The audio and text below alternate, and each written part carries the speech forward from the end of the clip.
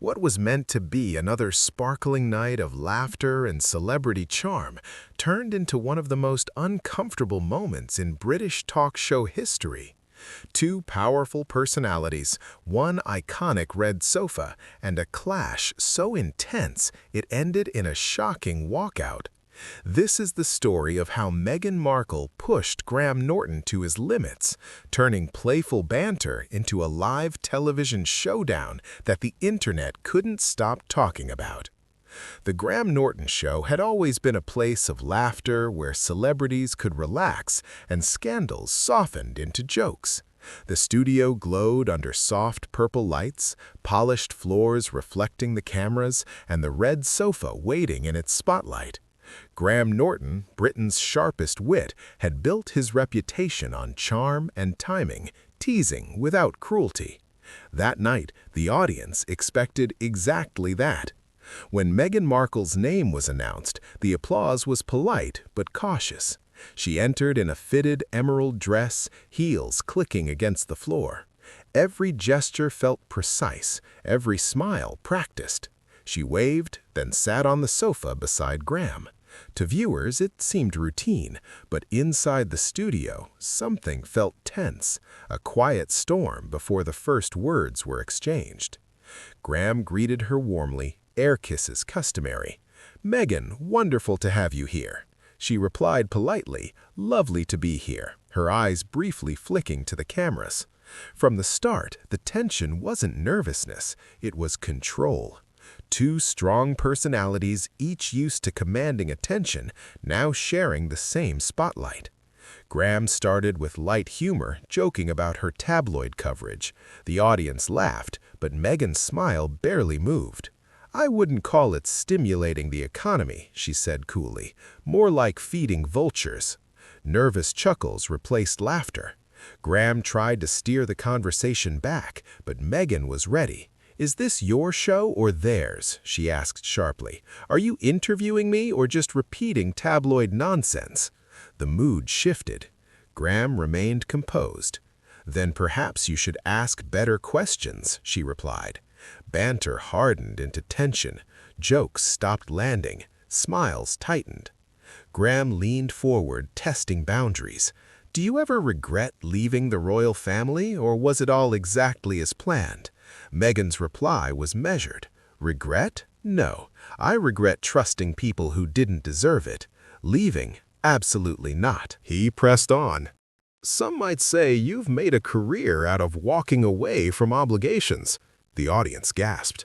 Meghan snapped, "Excuse me? Is this how you treat all your guests?" Graham's faint smile didn't waver. "Just the special ones," he said. The room was quiet. Humor no longer diffused the tension. "You're surprisingly bad at listening," Meghan shot back. "I listen just fine," Graham replied. "I just know when a story is performance instead of reality." The word performance hit like glass. Meghan straightened. "Are you implying my life is an act?" she asked. "Well, you are an actress," he answered. Gasps followed, even from the band. Meghan fired back, "At least I know who I am. I'm not hiding behind a desk, making snide remarks because I'm too afraid to take risks." Graham countered, "At least I don't mistake victimhood for courage." Silence swallowed the room. No laughter, just tension, thick and unbroken. "You really think you're clever," Meghan said, "mocking people's pain for ratings." "Better than monetizing it," Graham replied. Meghan leaned forward. "Careful, Graham. You're about one question away from a very big mistake." "And what mistake would that be?" he asked. "Forgetting you're not untouchable," she said. The studio held its breath. The conversation had escalated. Meghan's arms crossed, jaw tight, Graham's expression cold and controlled. Even the band froze. Then Graham spoke. "Well, at least we can agree on one thing. You're consistent." "Consistently combative," he added. She laughed sharply. "A man built on needling guests thinks I'm combative? How original." "You get a medal for insulting guests?" she mocked. "Not original, just accurate," he replied. The tension intensified. Meghan leaned closer. "How many guests left wishing they'd never come?" she asked. Graham's calm reply, "Those who confuse accountability with cruelty usually do." Meghan shot back, "You're just a cynical old man pretending to be relevant." "Cynical?" he said softly. "Better cynical than sanctimonious," he added. Their verbal duel escalated further. Then Meghan crossed a line. "I can see why you've never made it beyond this sofa, too scared to create anything real, easier to snipe at people who risked something." Graham's face hardened.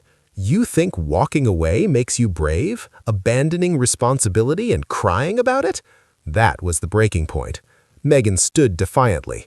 "You don't get to talk to me like that." "And you don't know when to stop," he replied. They were both on their feet, the iconic red sofa between them like a battlefield.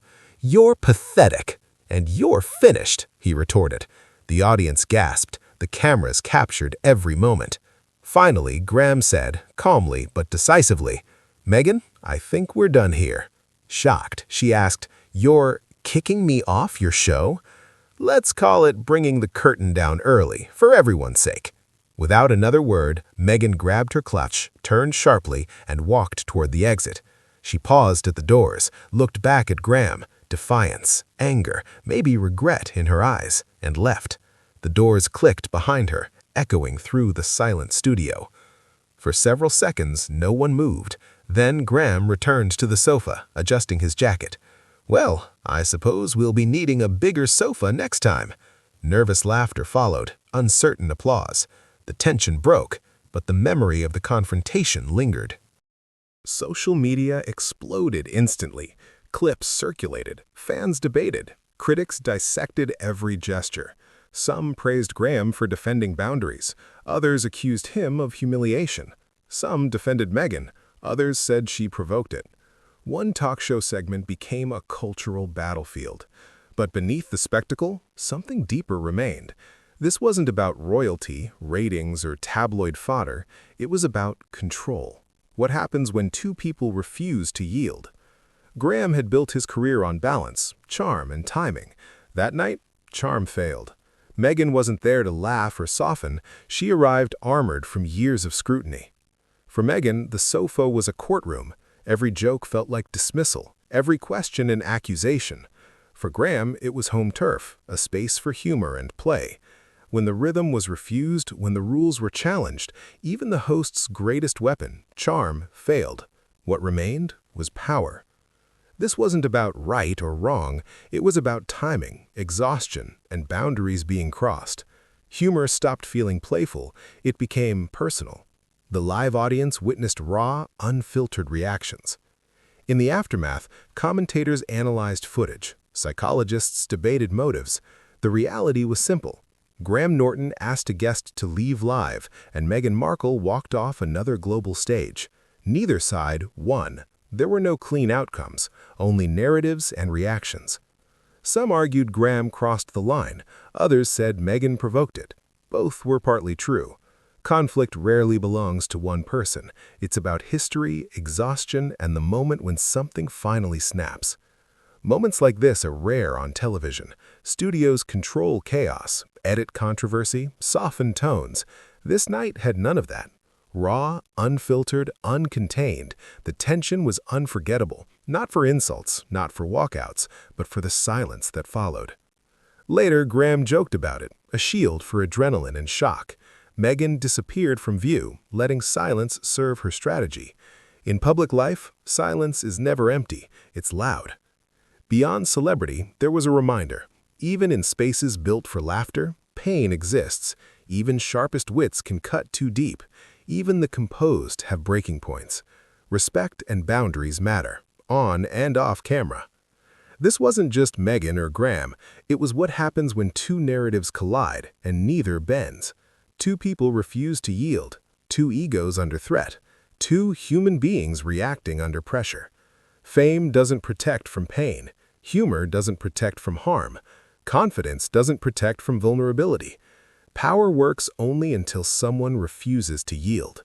When neither yields, something breaks. That night, millions watched a talk show unravel. What they really saw was fragile human boundaries exposed. Once crossed, Charm, fame, or applause cannot repair them. So what do you think? Did Graham Norton go too far, or was he right to draw the line? Was Meghan Markle standing her ground or crossing it? Moments like these don't just expose celebrities, they expose us, our loyalties, biases, and beliefs about power, respect, and who gets the final word.